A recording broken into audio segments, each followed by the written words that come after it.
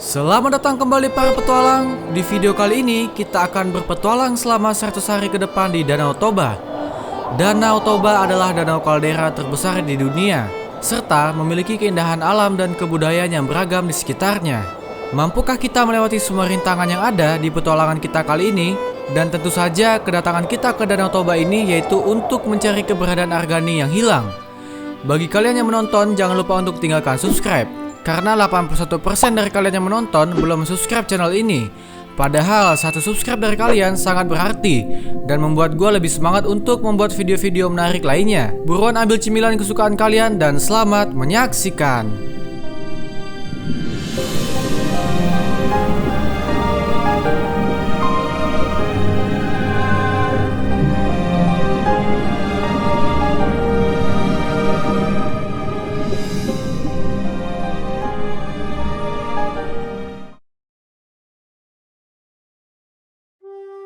Pada hari itu, setelah melewati perjalanan yang cukup panjang, akhirnya kami berdua sampai di Danau Toba. Hanya harapan dan tekadlah yang ada di benak kami saat itu.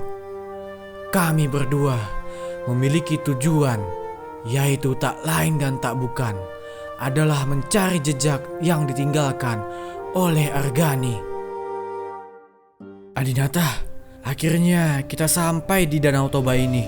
Mudah-mudahan di tempat ini kita bisa menemukan jejak Argani. Ya, akhirnya kita berhasil sampai di sini. Geza, apa rencanamu selanjutnya untuk bisa menemukan Argani? Aku ada ide, Adinata. Walaupun ini sungguh berisiko, tapi aku yakin masing-masing dari kita pasti bisa melewatinya. Jadi kamu pergi ke arah barat dan aku menetap di Danau Toba ini.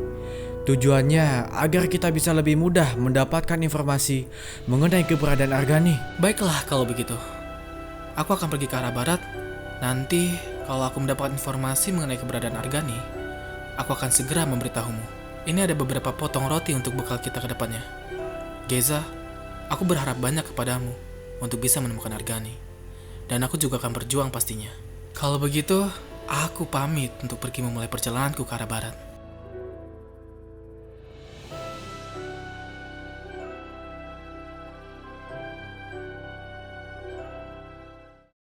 Hari pertama, sebelumnya gue memutuskan untuk berpencar dengan Adinata, yaitu untuk mencari informasi mengenai keberadaan Argani. Jadi gue menyuruh dia pergi ke arah barat, sedangkan gue memilih untuk menetap di daerah Danau Toba ini, teman-teman. Ya, yaitu untuk membuktikan perkataan Aswatu sebelumnya. Karena ketika kita berpetualang di Dieng Jawa Tengah, Aswatulah yang memberitahu keberadaan Argani. Dia bilang Argani itu berada di dekat sebuah danau yang luas dan berlokasi di Pulau Sumatera. Dan mungkin Danau Toba ini adalah salah satu jawabannya. Oke, kalau kita lihat dari map, Danau Toba ini sangat luas ya teman-teman. Di Danau Toba ini banyak hewan-hewan yang hidup di sekitarnya. Untuk memulai petualangan kita kali ini, di sini gue mengambil wood dari pohon yang ada di sana. Kemudian gue membuat sebuah crafting table dan membuat kapak dan pickaxe dari kayu yang kita ambil tadi. Lalu gue menyembeli beberapa ekor ayam dan domba yang ada di sana, yaitu untuk persediaan makanan kita ke depannya. Tak jauh dari tempat tadi, dari atas sini gue menemukan sebuah palung yang cukup dalam dan di bawahnya terdapat banyak koal. Tapi sebelum itu, di sini gue mengambil beberapa stone terlebih dahulu, yaitu untuk mengupgrade tools dan membuat sebuah furnace. Oh iya guys, di sini gue juga membuat sebuah pintu. Ya, pintu ini akan membantu kita bernapas di dalam air nanti. Sesampainya di dalam palung itu, gue langsung mengambil sebanyak mungkin coal yang ada di sana. Selain itu, tadinya gue pikir di situ juga banyak iron. Ternyata bukan dong. Itu justru chopper ore, teman-teman. Ya, baru main aja kita udah kena prank kayak gini ya. Nah, setelah mengambil cukup coal tadi, di sini gue kembali mengambil sebanyak mungkin kayu. Soalnya kita akan membuat rumah. Jangan lupa ya guys, setelah menebang pohonnya kita harus menanamnya kembali. Tak terasa hari pun sudah menjelang malam. Suasana manis yang digambarkan melalui biasan matahari sunset. Anjay, so pretty banget ini kan udah real lah ini, anak senja banget ini. Ya, di saat itu gue terpana oleh pemandangan yang indah ketika melihat Danau Toba yang ditemani cahaya matahari sunset. Dan pada malam harinya, gue memutuskan untuk beristirahat di pinggir Danau Toba itu. Pada hari selanjutnya, di sini gue berkeinginan untuk membuat sebuah rumah pertama dalam petualangan kita kali ini. Dan kebetulan juga gue udah menemukan spot yang cocok untuk kita membuat rumah. Kalau gitu, langsung aja kita gas membuat rumahnya, teman-teman. Let's go!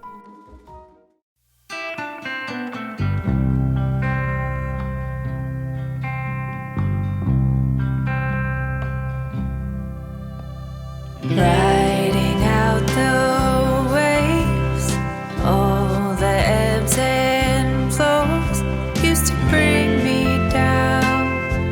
I'm stronger now.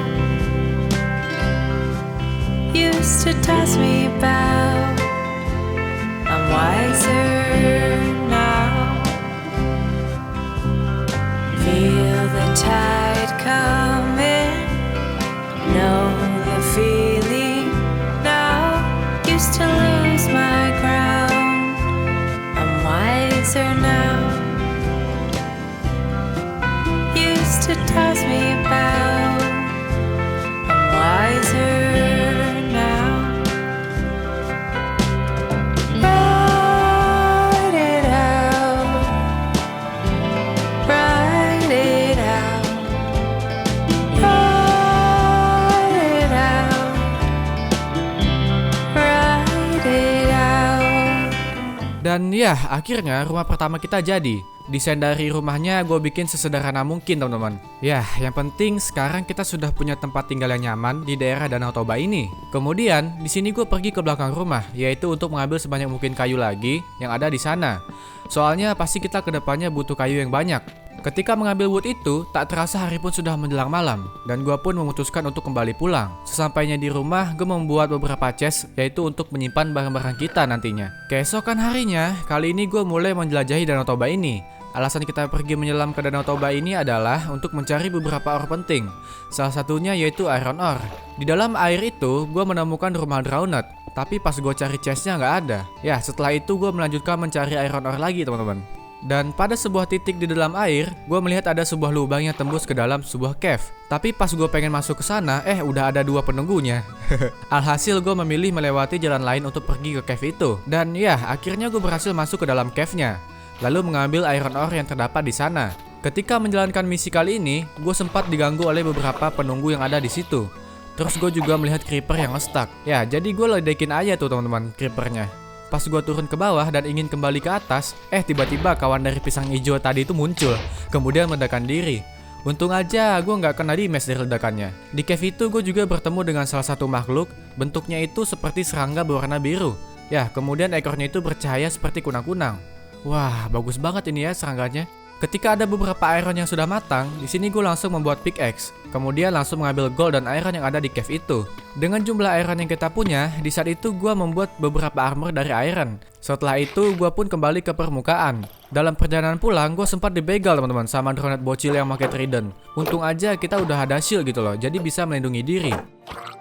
Lo minimal sunat dulu lah Cil, baru nembak-nembakin orang. Tadinya sih gue pengen pulang aja ya teman-teman ya, karena armor kita tuh kurang celana. Terus ditambah lagi banyak ore yang bercahaya di bawah sana yang sangat menggoda mata. Akhirnya gue kembali mengambil iron yang ada di situ. Singkat cerita, gue berlabuh di pulau kecil. Dan ya, letaknya pun juga tidak terlalu jauh dari rumah kita. Besok paginya, baru aja bangun gue melihat ada ikan yang kayaknya masih efek dugem tadi malam deh tuh.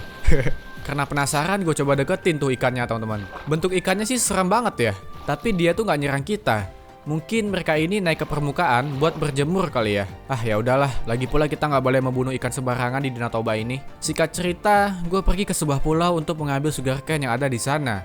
Perhatian gue malah teralihkan ketika melihat ada pohon kelapa yang ada di sana. Kayaknya seger banget nih minum air kelapa. Ya, jadi di saat itu gue mengambil sugarcane yang terlebih dahulu, kemudian mengambil buah kelapa yang ada di situ. Tapi pas gue coba ambil buah kelapanya, di saat itu tanah bergetar dan keluar seekor kura-kura raksasa. Hahaha, anak muda yang gegabah, kau mudah sekali untuk dijebak. Maaf sebelumnya, saya tidak berniat merusak. Saya melihat dari kejauhan di sini ada pohon kelapa. Kebetulan saya sedang haus, jadi saya ingin mengambil buah kelapa itu. Beberapa hari aku melihatmu tinggal di sini. Kau bocah kurang ajar yang seenaknya membuat rumah di sini. Aku datang ke sini untuk mencari sahabatku yang hilang. Maaf kalau aku mengganggumu, kura-kura. Cih, kau tidak akan berhasil menemukan sahabatmu. Kau bocah yang lemah dan mudah untuk dijebak. Aku akan menghabisimu karena kau sudah kurang ajar. Kau harus membayar atas perbuatanmu. Aku sudah meminta maaf kepadamu. Kau tidak usah ikut campur dengan urusanku. Bisa atau tidak, aku akan tetap melewati semua rintangan yang ada untuk bisa menemukan sahabatku yang hilang. Karena kura-kura itu ngeledek dan ngeremehin banget, langsung aja di saat itu gue lawan kura-kuranya teman-teman. Serangan dari kura-kura itu dia kayak gasing. Ya, jadi tubuhnya itu bisa muter dan menghasilkan damage yang cukup sakit. Untung aja di sini kita udah punya full set armor iron. Kalau nggak bisa berabe urusannya. Dengan penuh keberanian gue memberikan sayatan demi sayatan dari pedang kita ke kura-kura itu. Ya, bukannya durhaka ya teman-teman ya, tapi kura-kura ini tuh ngeledek banget dan kayak so tau banget gitu loh. Apalagi dia bilang kita bakalan gagal dalam menyelamatkan Argani. Oh iya, kura-kura ini ngedrop 10 turtle game ketika mati. Pas gue baca deskripsi dari item itu fungsinya buat bikin senjata. Dan ya, akhirnya gue kembali ke rumah. Lalu pada malam harinya, gue menanam sugarcane yang kita ambil dari pulau tadi. Ketika sedang asik menanam sugarcane, tiba-tiba dari arah depan, gue melihat ada sosok bertongkat yang berjalan di atas air datang ke arah kita.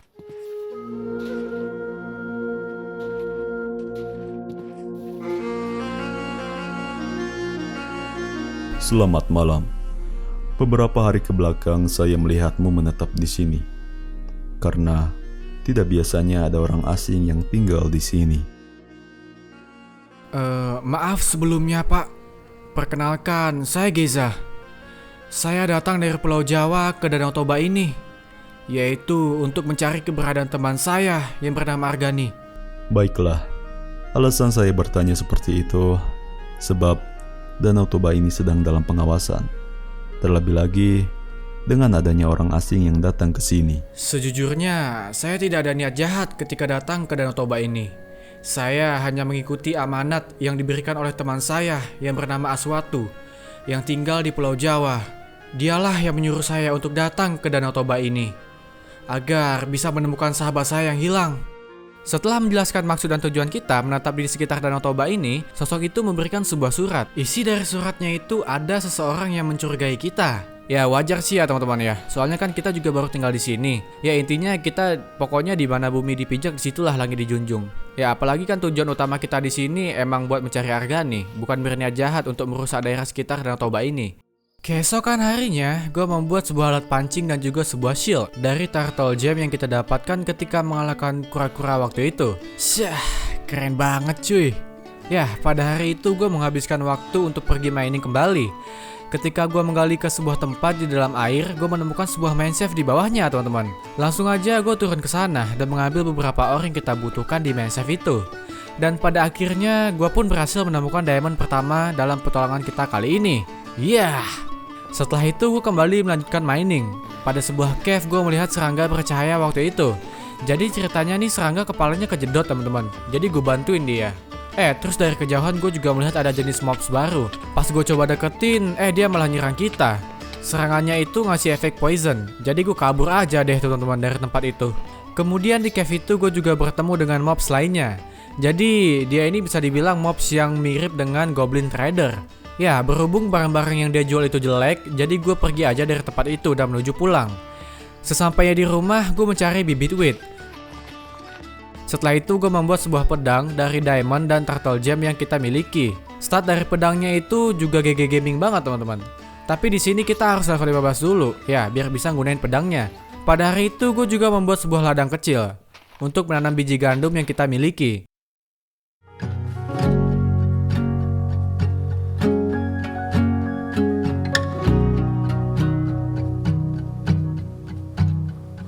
Staying at home, turn off the phone, I will listen to you.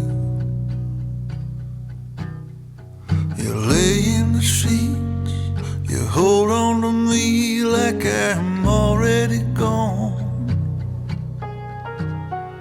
and whisper your words like secrets written in an old moleskin.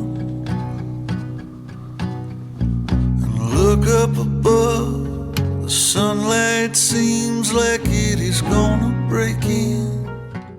Pada malam harinya, karena persediaan makanan kita sudah menipis dan wheat kita juga belum bisa dipanen, jadi malam itu gue menyelam ke Danau Toba untuk mencari ikan. Ya, yang pastinya buat persediaan makanan kita. Dalam pencarian ikan kali ini, gue juga sering diganggu oleh mob hostel yang berkeliaran di situ. Jadi gue menghabisi mereka satu persatu. Soalnya lumayan sih XP-nya teman-teman. Jadi biar kita bisa pakai pedang yang tadi kita bikin. Setelah menghabisi mob hostile tadi, gue melanjutkan kembali mencari ikan. Sampai-sampai tak terasa matahari pagi pun sudah mulai menyapa. Alhasil gue berenang ke arah pulau kecil di dekat rumah kita. Matahari pagi pun telah terbit. Itu tandanya pagi sudah tiba. Walaupun semalam gue begadang buat mencari ikan, di hari itu entah kenapa gue pengen banget nyantai sambil mancing di Danau Toba ini teman-teman. Ya, jadi kadang kita juga butuh istirahat ya teman-teman ya. Kalau kata anak zaman now mah, healing gitu kan, asik. Ya, jadi pada hari itu gue menghabiskan waktu dengan memancing dari pagi sampai sore. Besoknya, gue memanen sugarcane yang kita tanam. Kemudian mengambil wood lagi dengan menebang pohon yang ada di belakang rumah kita. Setelah itu, gue mencari beberapa ekor domba untuk kita ternak. Ya, ketika kembali membawa domba ini agak sulit juga teman-teman. Mungkin nanti kita bikin lead aja kali ya atau tali biar lebih gampang kalau mau cari hewan ternak lagi. Pada hari selanjutnya, gue memperluas kebun wheat kita agar persediaan makanan kita semakin banyak ke depannya.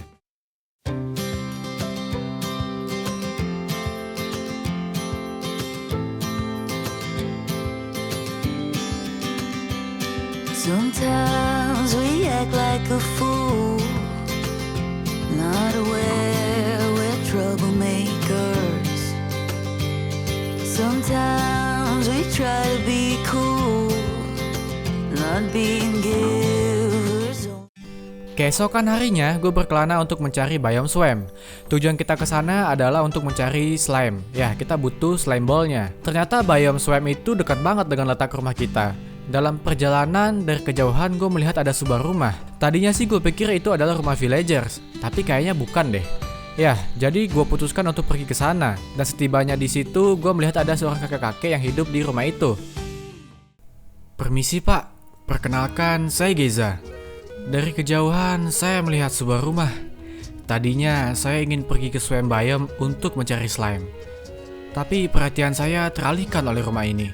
Hahaha. Apakah rumah ini semenarik itu? Tadinya saya pikir kau adalah orang bertopeng itu. Hah? Bertopeng? Siapa pak? Tidak, lupakan saja. Ngomong-ngomong, kamu tinggal di sini? Yah, saya baru beberapa hari tinggal di sini pak. Saya tidak menetap lama di Danau Toba ini. Karena tujuan saya datang ke sini adalah mencari informasi mengenai sahabat saya yang hilang. Sepertinya saya bisa membantu. Cobalah pergi ke sebuah desa yang terdapat di Danau Toba ini. Di sana banyak orang-orang sakti dan hebat. Siapa tahu kamu bisa mendapatkan informasi di sana. Wah, bagaimana caranya saya bisa ke sana, Pak? Saya mempunyai sebuah peta untuk menuju ke sana. Kalau kamu mau, saya bisa memberikannya. Tapi tentu saja tidak gratis. Baiklah kalau begitu. Bagaimana peta tersebut ditukar dengan semua ikan yang saya punya? Sewaktu mengobrol dengan kakek ini, beliau bilang kalau dia mempunyai sebuah map menuju ke desa. Ya, desa yang dimaksud bernama Desa Simangulampe. Karena di desa itu, kata kakek ini banyak informasi luar yang terdapat di sana. Karena informan dari desa itu sangatlah pintar sekali. Ketika gue coba minta mapnya, kakek ini nggak mau ngasih. Jadi gue coba tawar mapnya, yaitu dengan menukar dengan ikan yang kita punya. Ya, tadinya sih gue agak keberatan ya teman-teman, karena ikan-ikan ini kan buat persediaan makanan kita ke depannya. Tapi nggak apa-apalah, siapa tahu di desa itu kita bisa menemukan informasi tentang keberadaan Argani.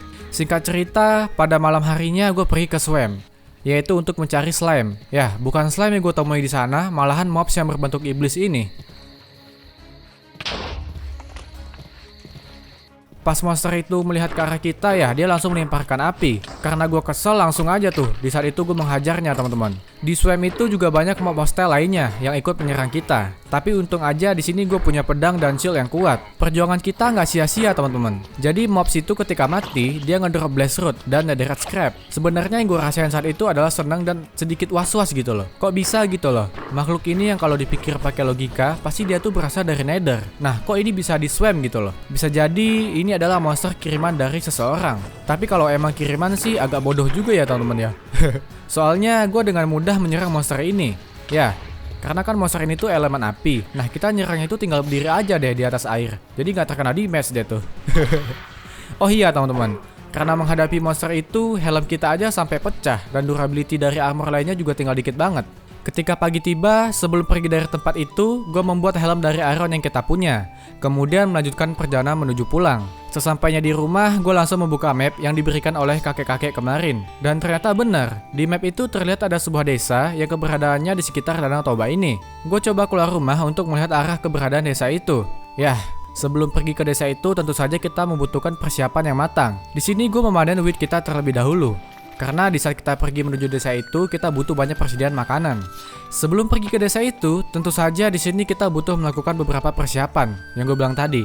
Ya, salah satunya gue harus mining lagi untuk mencari diamond. Biar nanti kita bisa bikin armor yang lebih kuat lagi. Karena kita nggak pernah tahu musuh apa yang bakal kita hadapi ketika mencari desa itu. Ya, ketika mining, gue menemukan sebuah spawner. Dan di tempat itu gue menemukan satu enchanted golden apple.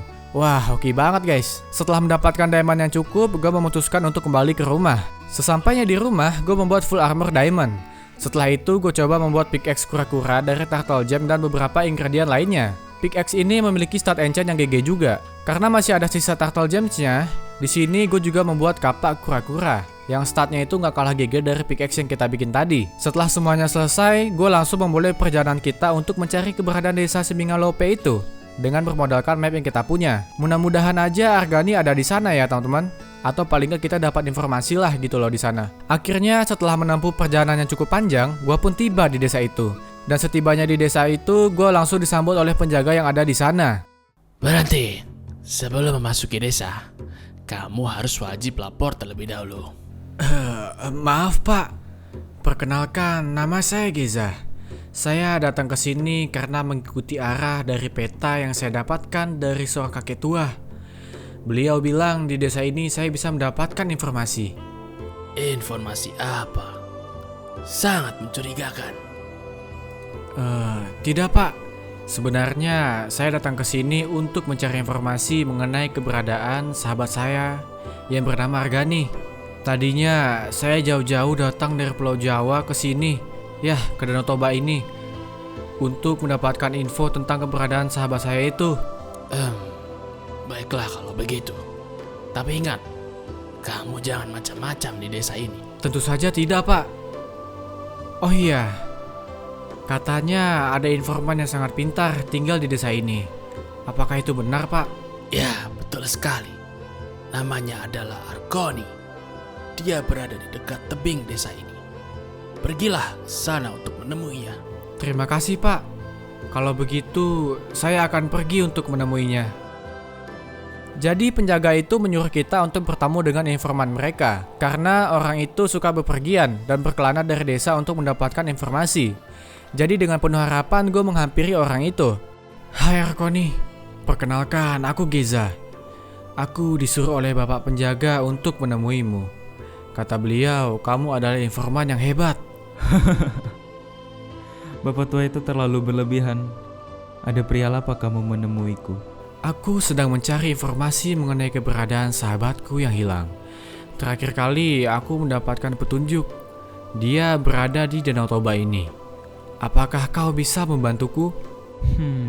Sahabatmu itu seorang perempuan atau laki-laki? Dia adalah seorang perempuan. Aku telah lama berpisah dengannya.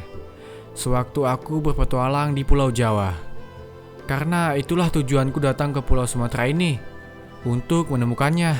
Tapi sejauh aku berpetualang dari desa ke desa lainnya, aku tidak mendengar kabar. Ada seorang perempuan asing yang singgah. Mungkin alkemis si penyihirlah bisa membantumu untuk menemukan sahabatmu yang hilang itu. Pergilah ke sebuah rumah bagian atas desa ini. Kamu akan bertemu dengan alkemis. Dia akan memberikanmu sebuah ramuan keberuntungan. Baiklah kalau begitu, aku akan menemuinya. Terima kasih sudah memberitahuku Argoni. Informan desa itu bilang kalau sejauh dia berkelana dari desa ke desa lainnya, dia tidak pernah mendengar berita ada seorang wanita yang datang ke tempat ini. Di saat itu jujur aja gue sedih banget teman-teman. Karena sebelumnya Aswatu sudah memberi clue kepada kita. Apa mungkin kita di tempat yang salah? Ya, kemudian informan itu menyuruh kita pergi ke penyihir untuk mendapatkan potion of luck atau potion keberuntungan. Di saat itu gue langsung pergi ke tempat kediaman penyihir itu.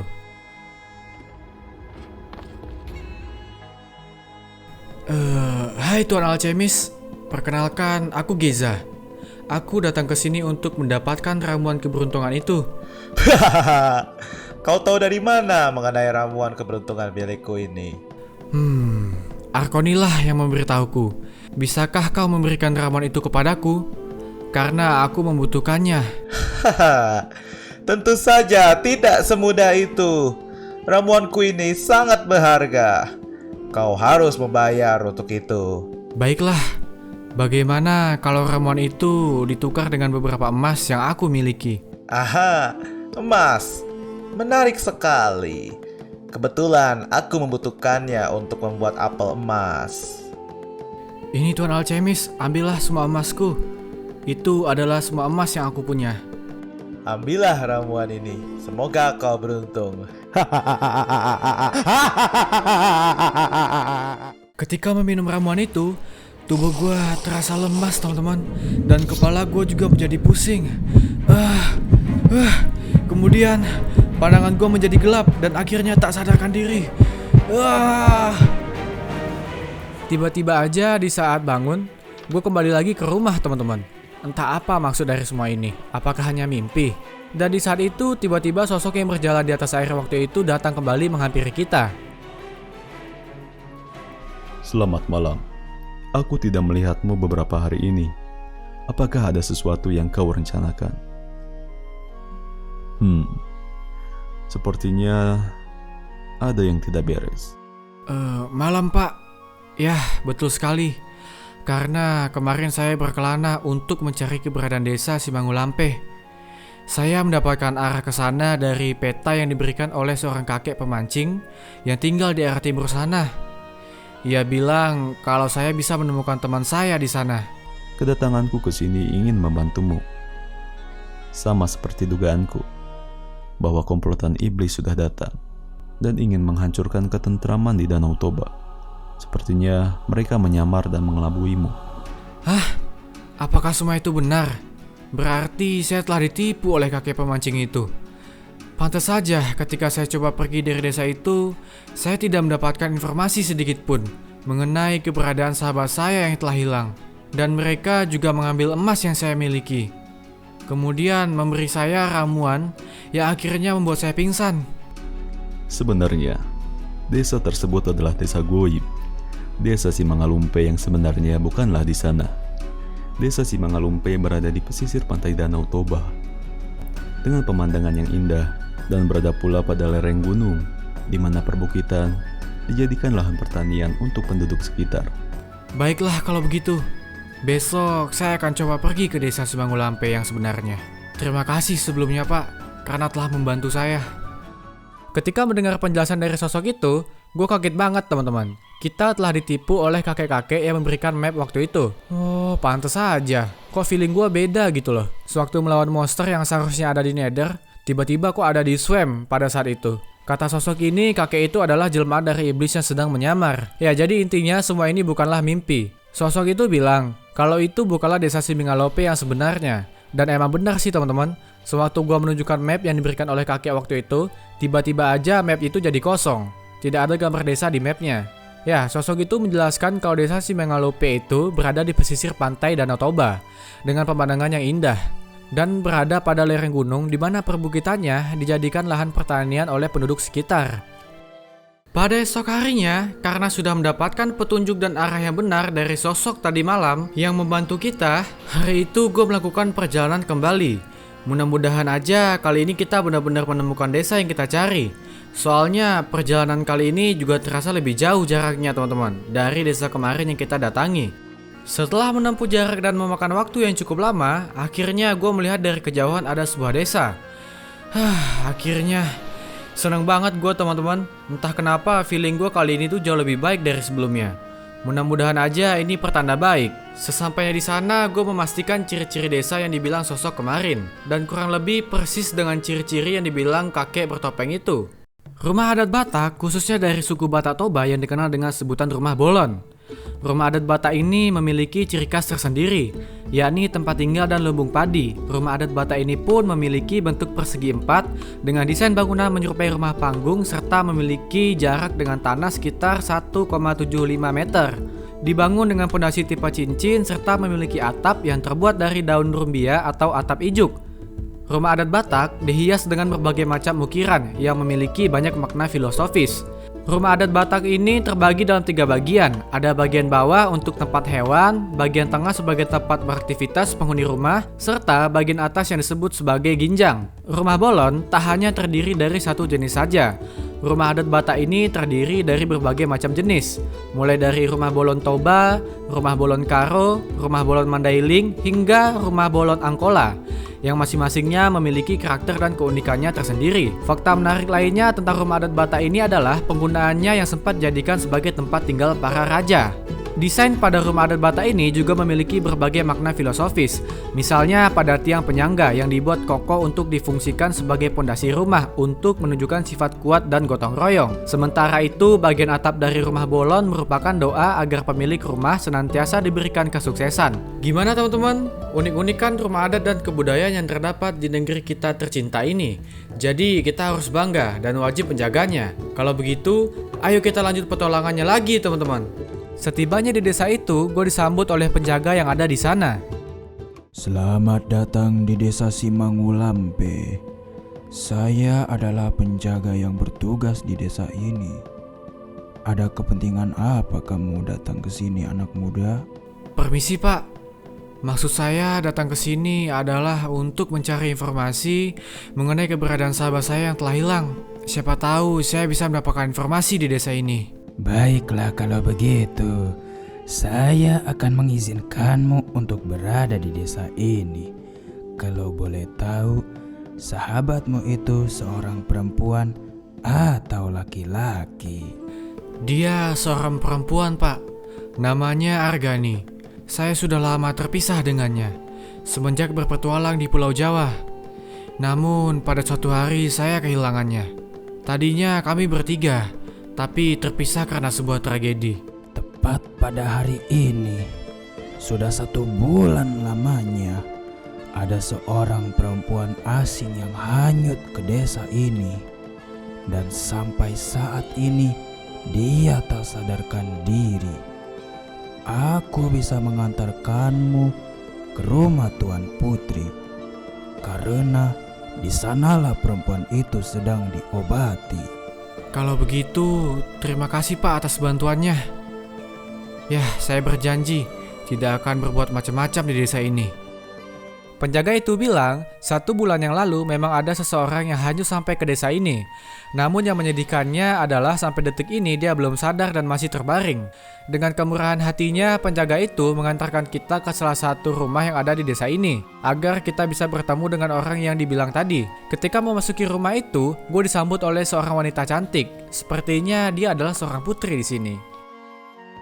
Permisi Tuan Putri, maaf saya lancang masuk ke sini. Perkenalkan, saya Geza. Tujuan saya datang ke sini yaitu untuk bertemu dengan sosok perempuan yang sedang Putri rawat. Kebetulan saya sedang mencari sahabat perempuan saya yang telah lama hilang. Namanya Argani. Tadi saya sudah meminta izin kepada salah satu penjaga di sini. Memang benar. Sudah 1 bulan lamanya perempuan yang aku rawat ini tidak sadarkan diri. Hal itulah yang membuat kami kesulitan untuk mengetahui siapa nama dan dari mana asalnya. Sejauh ini aku sudah berjuang untuk mengobatinya. Bolehkah saya melihat keadaannya Tuan Putri? Saya sangat khawatir sekali. Silahkan Geza, aku akan mengantarmu. Dan setelah berbincang dan menjelaskan, serta meminta izin kepada putri itu, gue kaget banget teman-teman. Sosok yang terbaring itu adalah Argani yang selama ini kita cari. Perasaan bahagia dan sedih pun bercampur satu sama lain. Jujur aja gue senang banget bisa ketemu lagi sama Argani. Tapi sedihnya di sini dia masih belum sadar dan masih dalam keadaan koma. Putri bilang kita harus cepat-cepat membuat sebuah ramuan supaya Argani bisa sadar kembali. Putri, apa yang harus saya lakukan supaya Argani bisa pulih kembali? Pergilah ke atas bukit di dekat desa ini. Di sana kamu akan bertemu dengan kesatria desa. Dia adalah seorang kesatria yang tangguh.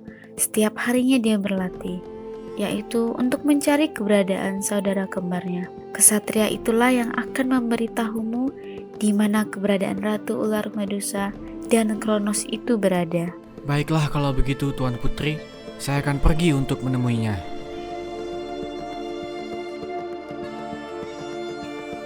Ketika gue coba tanya cara membuat ramuan itu, Putri bilang kita harus mengalahkan Medusa dan mengambil kepalanya. Kemudian mengambil jantung dari Kronos yang ada di neraka bagian bawah. Singkat cerita, gue bertemu dengan kesatria desa, yaitu untuk mendapatkan informasi mengenai keberadaan Medusa, si Ratu Ular, dan Kronos. Selamat siang, kesatria desa. Perkenalkan, aku Geza. Aku mendengar kisahmu dari Tuan Putri. Kata Putri, kamu sangat tangguh sekali. Selamat siang anak muda. Benar sekali. Aku adalah seorang kesatria. Tadinya aku sering berkelana dan melewati banyak rintangan. Akan tetapi semua itu berhenti karena apa kesatria? Waktu itu aku dan saudara kembarku selalu bersama, dan sudah banyak peristiwa yang kami lalui bersama. Bahkan hampir merenggut nyawa kami berdua. Pada suatu hari, saudara kembarku sangatlah terobsesi untuk mendapatkan kekuatan yang abadi. Tadinya, aku sempat melarangnya untuk tidak pergi. Akan tetapi, semua sudah terlambat. Lalu, di mana saudara kembarmu itu sekarang? Dia pergi ke tempat kediaman Ratu Ular Medusa. Dan sampai saat ini, dia tidak pernah kembali. Aku turut berduka dengan kehilangan saudara kembarmu. Tapi, bolehkah kau memberitahuku di mana Medusa si Ratu Ular itu berada?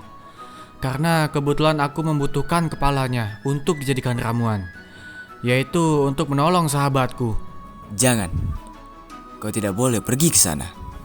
Karena Ratu Ular Medusa itu bisa mengutuk makhluk hidup menjadi batu. Tidak apa-apa, kesatria. Semua ini aku lakukan demi sahabatku. Dan mungkin saja aku juga bisa menemukan saudara kembarmu yang telah lama hilang itu. Kamu tidak perlu khawatir. Aku sudah mempersiapkan semuanya untuk pergi ke sana. Baiklah kalau begitu. Kalau memang itu kemauanmu, aku akan mengantarmu ke tempat menuju Ratu Ular Medusa itu berada. Kalau kamu berhasil membunuhnya, jangan lupa untuk mengambil kembali pedang sakti kuno milik saudara kembarku. Setelah mendapatkan petunjuk dan arah dari kesatria tadi, di sini gue diantar ke sebuah cave yang ada di desa ini. Kesatria itu bilang kalau cave ini adalah salah satu jalan yang pernah dia tempuh bersama saudara kembarnya, yaitu untuk menuju keberadaan Medusa. Sebelum pergi, gue berpamitan kepada kesatria itu dan mengingat arahan yang diberikan untuk menghadapi Medusa si Ratu Ular itu, teman-teman. Ya, karena Medusa dia bisa mengutuk manusia menjadi batu. Dan di sini gue juga sudah berjanji kepada kesatria desa untuk mengambil pedang saudaranya yang gugur ketika melawan Medusa. Dengan penuh keberanian dan tekad yang kuat, gue mulai melangkah memasuki cave itu, teman-teman. Setelah menelusuri cave itu cukup dalam, sampailah gue pada sebuah tempat yang sepertinya itu adalah kediaman dari Ratu Ular Medusa. Dan benar aja teman-teman, di tempat itu gue melihat ada beberapa manusia yang telah menjadi patung batu. Tanpa basa-basi, di saat itu gue langsung meminta Medusa itu untuk menyerahkan pedang dari kesatria desa. Sebenarnya hal ini menjadi alasan perantara agar kita bisa melawan Medusa ini. Lagi pula tujuan kita sebenarnya datang ke sini adalah membawa pulang kepala Ratu Ular ini, yaitu untuk membuat ramuan.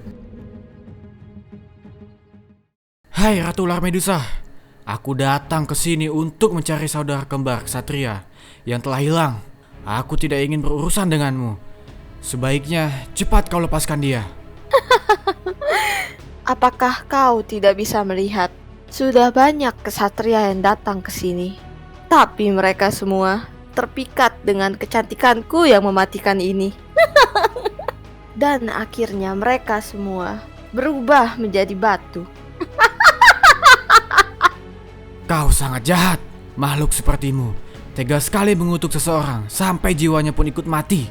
Itu semua karena ulah manusia itu sendiri.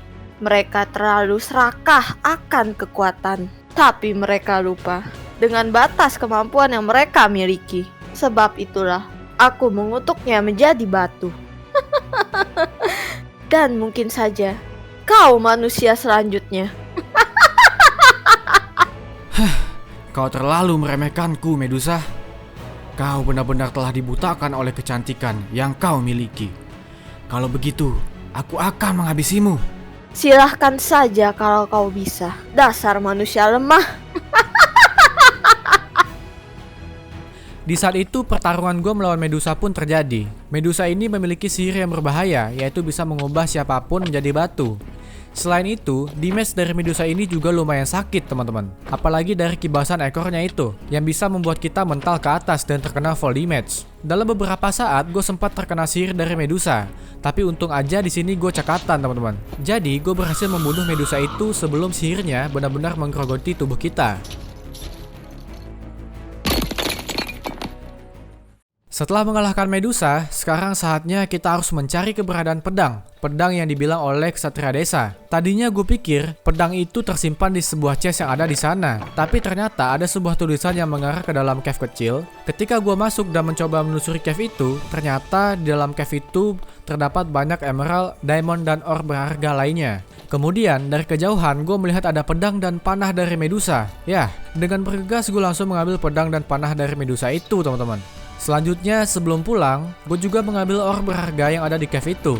Setelah mengambil semua ore-nya, langsung aja gue pergi dari tempat itu dan menuju pulang. Sesampainya di desa, gue pergi ke tempat Ksatria Desa berada. Di sana gue menjelaskan kabar gembira ini kepada Ksatria Desa itu. Akhirnya kamu kembali, Geza.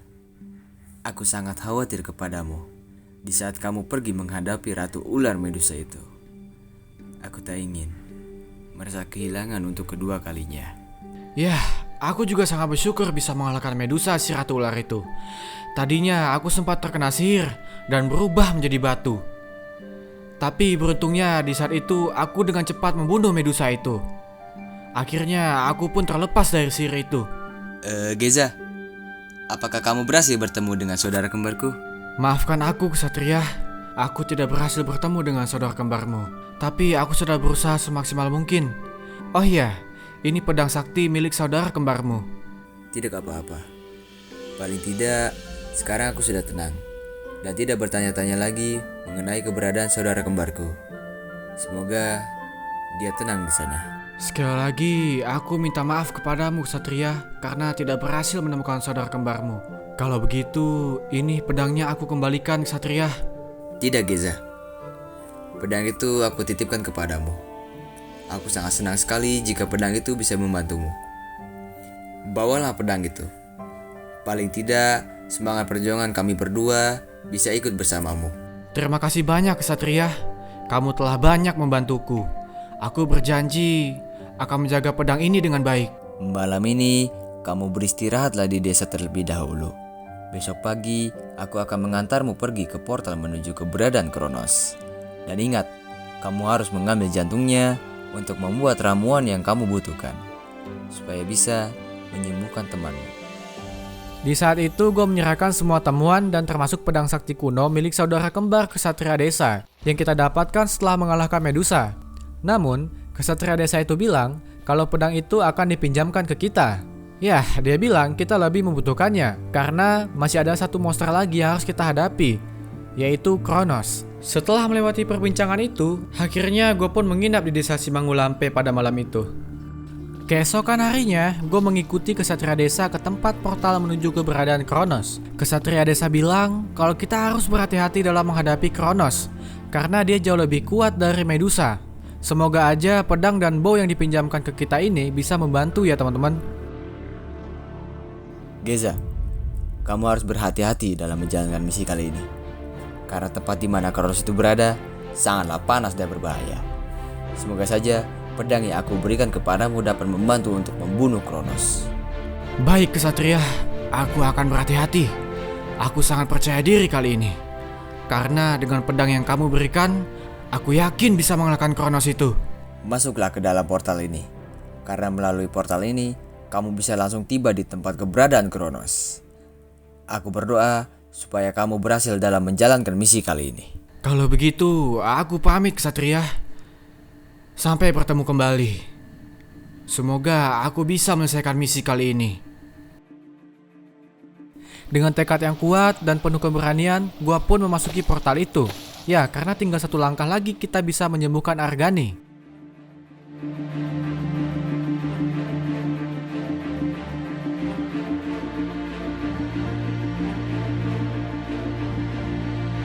Setelah memasuki portal itu, gue benar-benar berada seperti di Nether. Baru aja mau turun, gue udah disambut oleh anjing Nether ini, teman-teman. Dan di Nether itu gue juga bertemu kembali dengan monster yang pernah kita temukan di swamp waktu itu. Ya, berarti memang benar teman-teman apa kata sosok yang telah membantu kita, bahwa kakek yang waktu itu kita temui adalah iblis yang sedang menyamar dan pengen menjebak kita. Tapi nggak apa-apa, kita masih punya kesempatan untuk menyelamatkan Argani. Oh iya guys, jadi pedang sakti kuno ini punya syarat ketika kita mau menggunakannya. Ya, kita harus level 40 agar bisa menggunakan pedangnya. Jadi di sini gue farming XP dengan mining nether quartz yang ada di sana sampai level kita menyentuh angka 40. Ketika lagi farming XP, gue menemukan sebuah tempat yang menjulang tinggi ke atas. Mungkin di tempat itulah Kronos yang dibilang kesatria itu berada. Singkat cerita, gue berhasil mencapai level 40. Kemudian di saat itu gue juga membuat 4 netherite ingot, lalu mengupgrade semua armor kita ke netherite armor teman-teman. Walaupun gak ada enchantnya, ya paling enggak kita sudah memakai armor yang cukup kuat saat ini. Ditambah lagi pedang yang kita punya ini mantep banget teman-teman. Jadi pas kita pegang pedangnya, movement speed dan juga darah kita tuh bertambah. Kalau gitu langsung aja teman-teman, kita menuju tempat di mana Kronos itu berada. Di saat itu, gue langsung menggali ke dalam tempat Kronos itu berada. Dan sesampainya di dalam sana, ya, gue benar-benar melihat Kronos itu, teman-teman. Sebelum melawan Kronosnya, di sini gue mengkill Hoglin yang terdapat di sana untuk dijadikan persediaan makanan kita. Setelah semua daging Hoglin itu matang, gue langsung pergi ke Kronos itu. Berani sekali kau datang ke tempat ini, manusia lemah. Sudah lama sekali tidak ada manusia yang datang ke sini. Terakhir kali, ada 2 kesatria yang datang menghadapiku. Dan mereka mati dalam genggamanku. Tapi tidak denganku. Aku datang ke sini untuk mengalahkanmu. Dan mengambil jantungmu, Kronos. Semua itu aku lakukan demi sahabatku. Kau sangat percaya diri sekali. Aku adalah Kronos. Sudah beribu-ribu tahun lamanya, aku menjaga neraka bagian bawah ini. Tidak ada yang bisa mengalahkanku. Apalagi makhluk lemah sepertimu. Jadi, bersiaplah untuk mati. Aku tahu kau adalah musuh yang kuat. Maka dari itu, sebelum kesini, aku sudah melakukan banyak persiapan untuk menghadapimu, Kronos. Karena Kronos itu tidak mau memberikan pertolongan kepada kita, akhirnya gua pun langsung menyerang dengan pedang sakti kuno yang kita punya. Kronos ini adalah jenis boss berelemen api. Beruntungnya di sini, ketika darah kita sekarat, gua bisa mengcover darah kita dengan menebas Hoglin dan Piglin yang ada di tempat itu. Ya, dikarenakan pedang kita ini memiliki enchant lifesteal. Di tempat itu, juga banyak monster nether yang memiliki sayap, yang waktu itu pernah kita temui di swamp. Walaupun kita bisa mengcover darah dengan pedang sakti ini, namun gue tetap kewalahan ketika menghadapi Kronos ini, karena kita tidak ada fire resistant. Oh iya guys, pas gue coba gunain panah Medusa ke Kronos itu, serangannya tidak mempan sama sekali.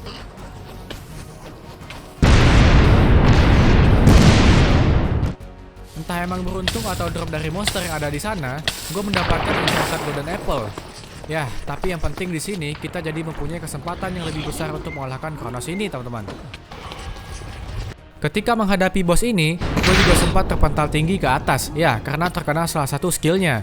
Untung aja di sini health kita itu banyak, ya, karena efek memakai pedang sakti kuno. Setelah berjuang cukup lama, akhirnya gue berhasil mengalahkan Kronos ini, teman-teman. Dan gue juga baru sadar, karena menghadapi bos ini, armor kita itu tersisa baju dan celana. Selebihnya udah pecah atau hilang. Mungkin saking kuatnya nih Kronos. Makanya armor kita itu ada yang pecah. Di saat itu, gue langsung mengambil jantung dari Kronos itu, teman-teman. Item inilah yang kita butuhkan untuk membuat ramuan yang bisa menyelamatkan Argani. Kemudian, gue langsung pergi dari tempat itu. Dan ketika sampai di luar, gue melihat ada sebuah portal. Kelihatannya sih itu adalah portal menuju pulang. Langsung aja gue bergegas menuju portal itu dan kembali pulang, teman-teman. Setelah memasuki portal tadi, gue terteleportasi di sebuah tempat yang antah berantah. Kemudian gue berlabuh di sebuah pulau kecil di tengah Danau Toba. Dan ya, pada malam itu gue tetap memutuskan untuk pergi pulang. dan kembali ke desa. Dalam perjalanan pulang, pada sebuah tempat, gue melihat ada furnace di bawah sebuah pohon. Setelah gue coba dekati, ternyata itu adalah Adinata. Di saat itu gue sempat bingung, kenapa Adinata berada di tempat ini. Bukannya gue menyuruh dia ke arah barat ya teman-teman ya. Adinata, kenapa kamu berada di sini? Bukannya aku menyuruhmu untuk pergi ke arah barat.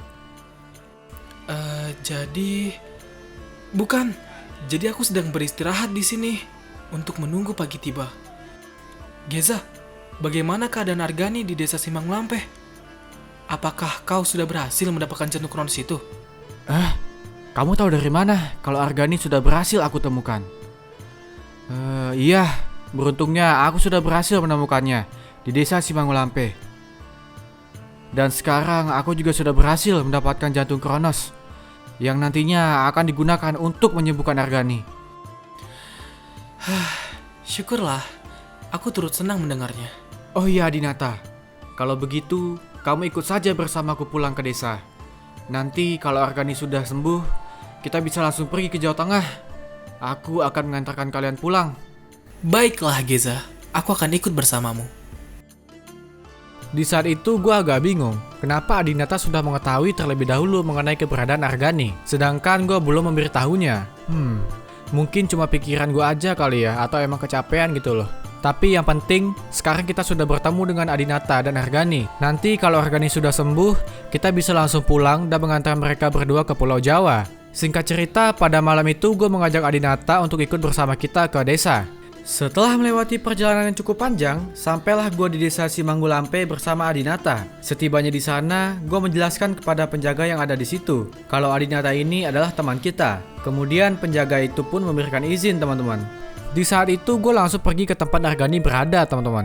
Di sana gue memberikan ingredient untuk membuat ramuan kepada putri yang membantu kita menyembuhkan Argani.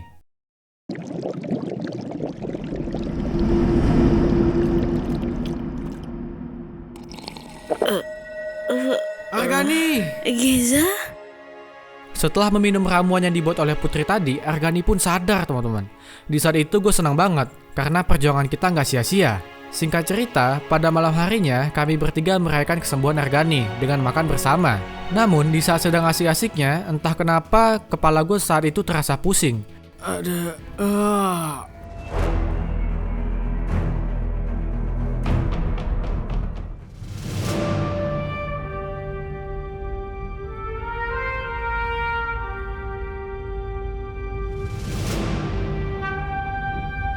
Keesokan paginya, ketika sadar, gue tidak melihat keberadaan Adinata dan Argani. Pas gue coba tanya sama salah satu penduduk di desa itu, dia bilang kalau Adinata dan Argani sudah pulang duluan ke Pulau Jawa.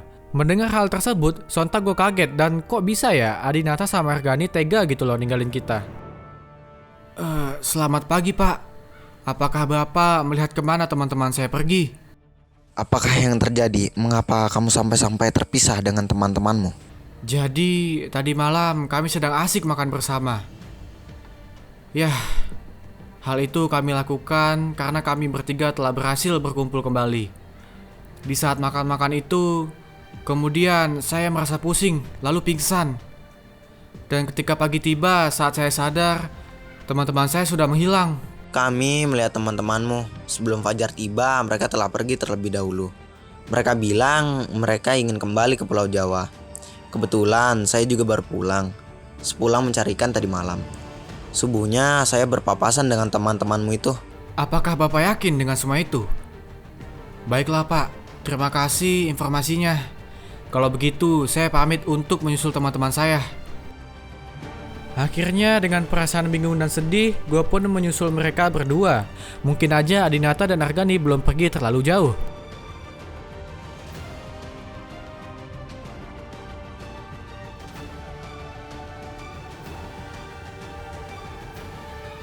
Dalam perjalanan, gue sempat membuat kembali armor dari diamond yang kita miliki. Kemudian mengupgrade-nya ke netherite armor, teman-teman.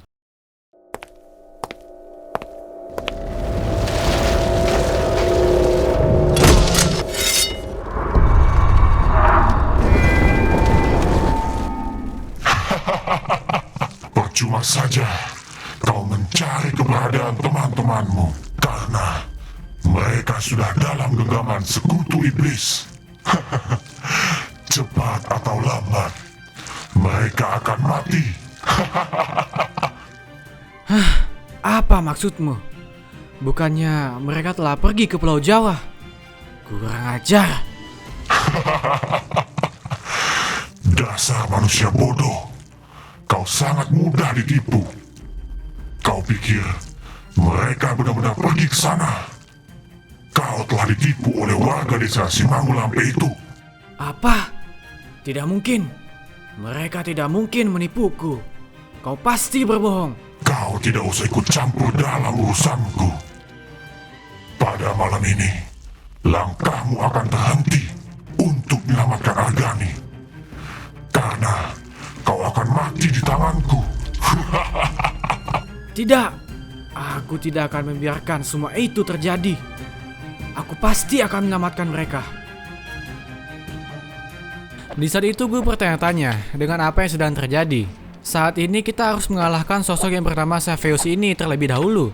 Ternyata dia adalah tangan kanan dari Raja Iblis. Untung aja tadi kita sempat membuat armor. Dan pedang sakti ini juga masih berada dalam genggaman kita. Ya, tapi tetap aja gue harus berhati-hati ketika menghadapi Xavius ini. Karena dia adalah tangan kanan dari Raja Iblis. Penyalah kau. Kau tidak akan bisa menyelamatkan teman-temanmu. Aku tidak akan menyerah. Akulah yang akan menghabisimu, Xavius. Kau adalah manusia yang lemah dan tak akan bisa menandingi kami para sekutu iblis. Aku tak peduli sekuat apa kalian. Aku akan tetap berjuang. Kalian adalah iblis yang rendahan.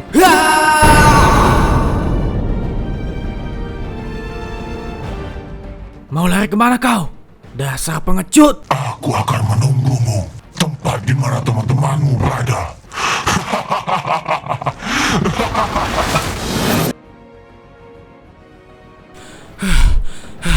Malam yang panjang itu gue habiskan untuk berdua melawan Xavius, teman-teman. Ketika pergi, dia meninggalkan sebuah surat. Isi dari suratnya, kalau kita tidak akan bisa menyelamatkan Argani dan bertemu dengannya lagi. Membaca surat itu, gue kaget banget. Berarti feeling gue memang benar. Adinata dan Argani tidak pulang duluan ke arah Pulau Jawa, melainkan ada mara bahaya dan sesuatu yang menculik mereka. Argani, Adinata, aku pasti akan menyelamatkan kalian.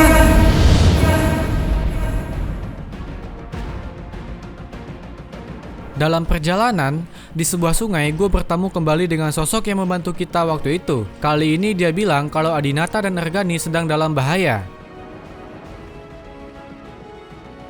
Pak, kenapa Bapak ada di sini?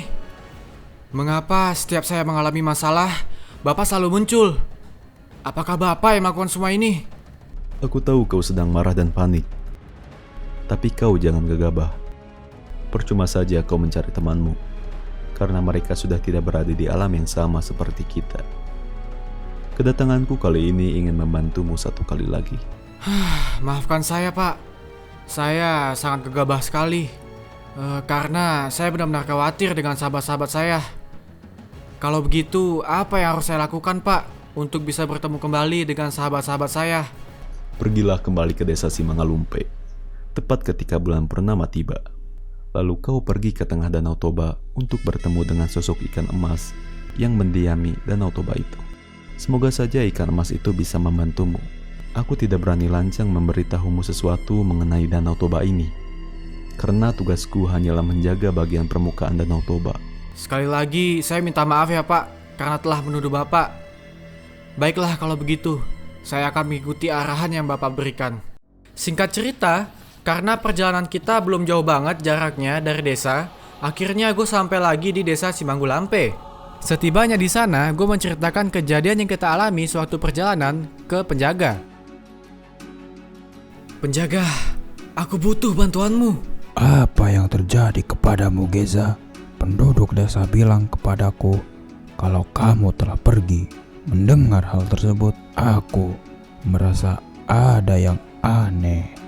Malam itu, aku sedang berkumpul dengan sahabat-sahabatku untuk merayakan pertemuan kami bertiga. Kemudian pada pagi harinya, aku kehilangan mereka. karena pingsan pada malam itu. Lalu aku menyusul mereka, tapi di tengah perjalanan aku menghadapi sosok iblis yang mengerikan. Kemudian aku juga bertemu dengan kakek bertopeng dan menyuruhku kembali ke desa ini untuk bertemu dengan ikan emas. Ikan emas. Dia adalah sosok ikan yang menjadi legenda di Danau Toba ini. Untuk bertemu dengannya sangatlah sulit. Kalau begitu, kamu jangan sungkan untuk menetap di desa ini.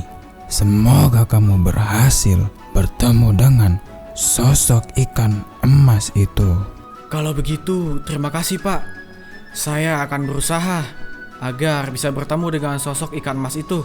Ketika malam hari tiba dan tepat pada malam itu muncul bulan purnama, gue bergegas pergi ke tengah Danau Toba untuk bertapa di sana, teman-teman.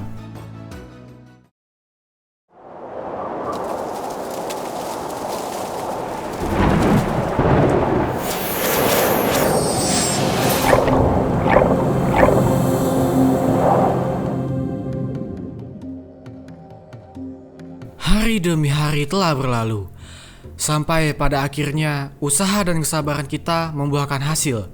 Sosok ikan emas yang menjaga Danau Toba ini pun muncul, lalu menghampiri kita. Selamat malam ikan emas, perkenalkan aku Geza. Mohon maaf sebelumnya karena aku telah mengganggu waktumu. Aku butuh bantuanmu wahai ikan emas, karena aku telah kehilangan kedua sahabatku, dan mereka sedang dalam bahaya. Sudah lama sekali aku tidak bertemu manusia sepertimu. Aku datang ke sini karena merasakan ada sebuah energi yang menarikku ke sini. Sebelum aku membantumu, aku ingin memastikan kamu bukanlah orang yang jahat.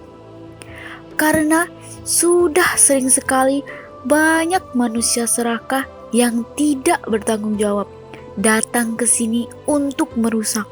Awalnya aku berpetualang bersama sahabat-sahabatku di Gunung Merapi, Jawa Tengah.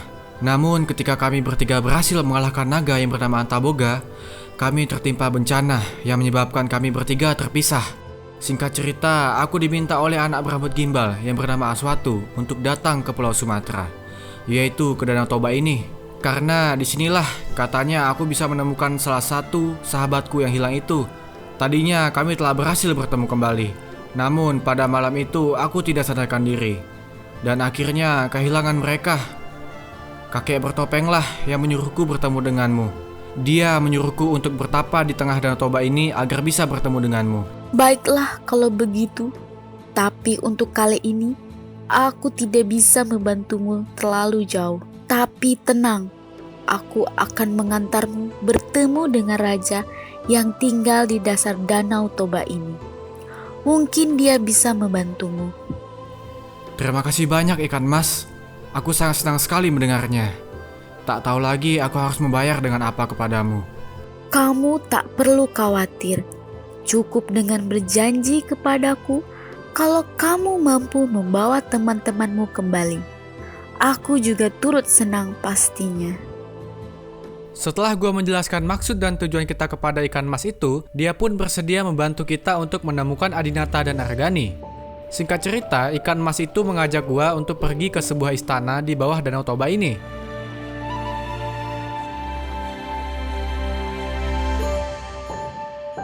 Sesampainya di sana, gue bertemu dengan seorang raja. Ya, dia adalah raja yang menjaga keseimbangan di Danau Toba ini.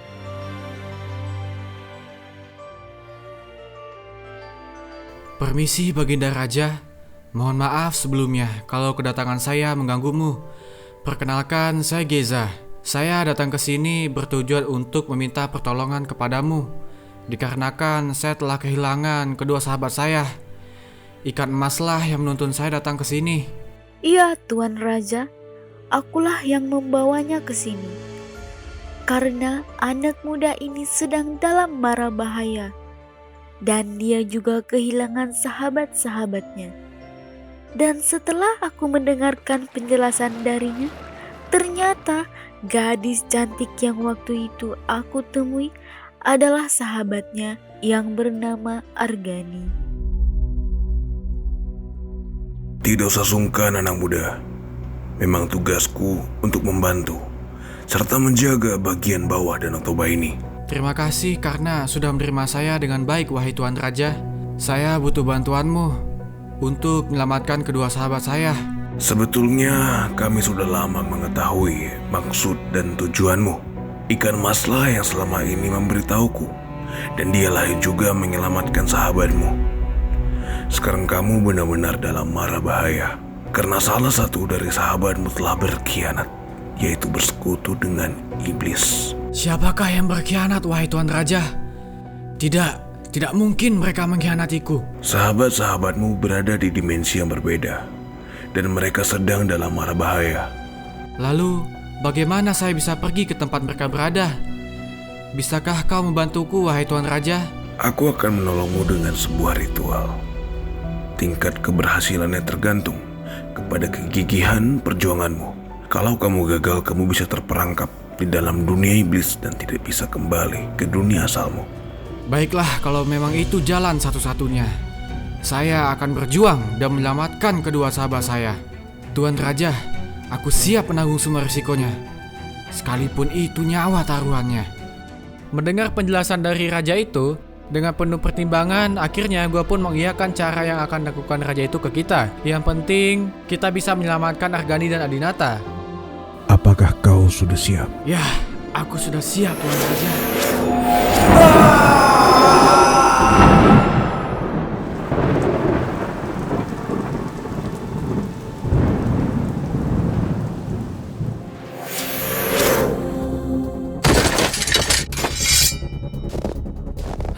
Di mana ini? Argani! Kurang ajar!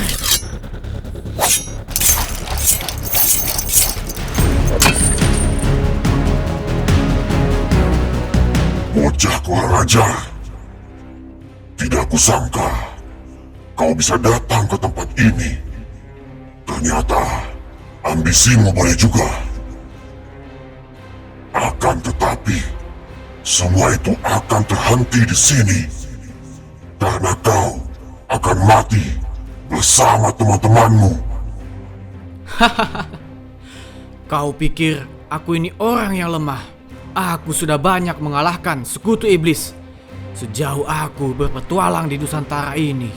Cepat, lepaskan sahabat-sahabatku. Ternyata kaulah orang yang berani membunuh Baraga dan sekutu iblis lainnya. Kali ini aku akan membuat kau membayar semua perbuatanmu. Justru, kalianlah para sekutu iblis yang harus enyah dari muka bumi ini. Aku akan menghabisimu dengan pedang sakti yang aku miliki. Kalian adalah iblis rendahan. Kalian sudah membuat aku dan sahabatku terpisah. Tanpa basa-basi, gue langsung menghadapi Mamon si Raja Iblis itu, teman-teman. Ternyata selama ini Mamon inilah yang membuat jalan kita sulit untuk menemukan Adinata dan Argani. Ditambah lagi, yang buat gue kesel di sini adalah Argani ini kan baru sembuh ya, teman-teman. Udah diculik lagi sama Raja Iblis ini. Alhasil, tanpa rasa ampun gue menghadapi iblis itu dengan memberikan sayatan demi sayatan dari pedang sakti milik kita. Mamon ini adalah jenis iblis yang memiliki elemen api dan juga ada cambuk di tangannya. Dan jaraknya itu ketika menyerang kita cukup jauh, teman-teman.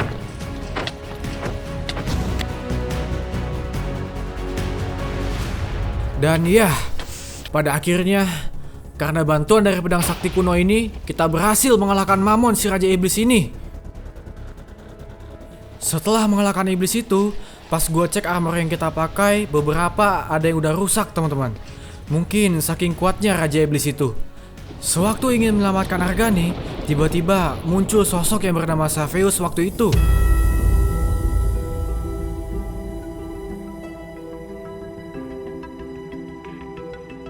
Dasar manusia munafik. Kau pikir akan semudah itu? Aku tidak akan membiarkanmu untuk menghancurkan semua rencanaku. Aku sudah menunggu saat-saat ini bertahun-tahun lamanya.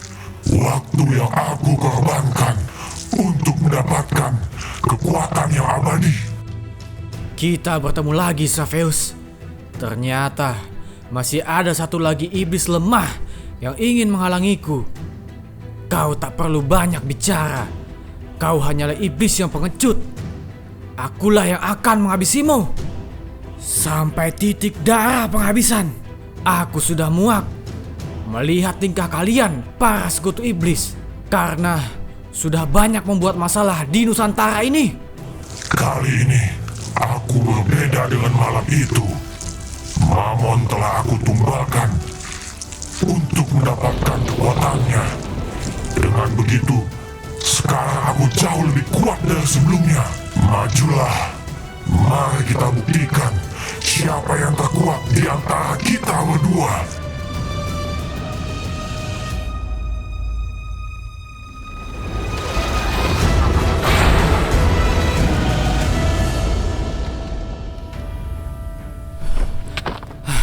Dan di saat itu, dengan sisa tenaga dan armor yang ada, gue menghadapi Xavios itu. Karena bagaimanapun, kita harus membawa Argani dan Adinata pulang. Ketika menghadapi Xavios ini, serangannya benar-benar sakit, teman-teman.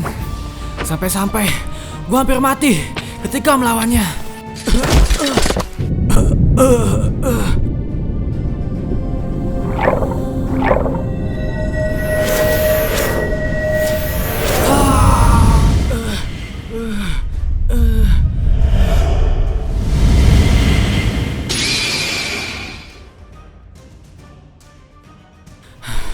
Di saat sekarat itu, tiba-tiba datang sebuah kekuatan.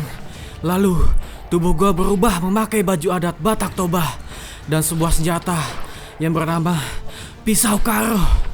Sepertinya ada kekuatan yang luar biasa mengalir di tubuh kita. Setelah memakai armor itu, serangan dari Xavios benar-benar tidak terasa sama sekali ke tubuh kita. Mengetahui hal tersebut, Xavios itu semakin murka. Ya, dengan begini, sekarang kita jauh lebih mudah untuk mengalahkannya. Rasakan. Kurang ajar, matilah kau. Kaulah yang akan mati, Xavios.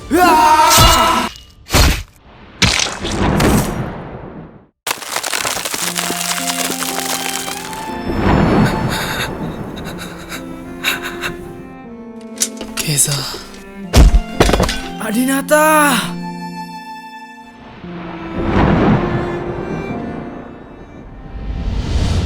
Sebenarnya, aku sangat kebingungan pada hari itu. Aku banyak merasakan tekanan dalam hidupku. Mereka selalu menganggap diriku lemah, kesepian, kesakitan, dan kehampaan. Semua itu datang menghampiriku. Lalu pada suatu hari, aku bertemu dengan Argani. Dia sama sepertiku, seorang perempuan yang memiliki 1000 luka di balik senyumnya. Namun mereka juga yang melukai Argani. Aku tak bisa menahan semua itu. Akhirnya, pada suatu hari aku bertemu dengan Raja Iblis. Aku tak punya pilihan lain selain bergabung dengan sekutu iblis, yaitu untuk membalaskan dendam dan rasa sakit yang aku rasakan. Keza, Argani, maafkan aku. Aku telah salah langkah dengan semua ini. Aku terlalu serakah. Tidak, Adinata. Aku menyesal telah bergabung dengan sekutu iblis. Selama kita berpetualang, aku menemukan kembali rasa persahabatan yang mampu membuatku merasa hidup kembali. Maafkan aku, Keza, Argani.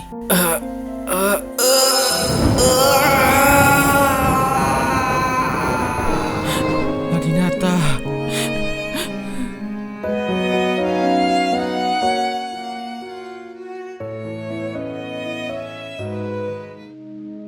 Setelah semua itu berlalu, gue kembali pulang bersama Argani dan berpamitan dengan warga desa Simangulampe. Sedangkan Adinata, jiwanya terkurung selamanya di dunia iblis. Sebenarnya gue sedikit kecewa dengan perbuatan Adinata. Akan tetapi, semua manusia pasti memiliki alasan yang kuat untuk mencapai sebuah tujuan dalam hidupnya.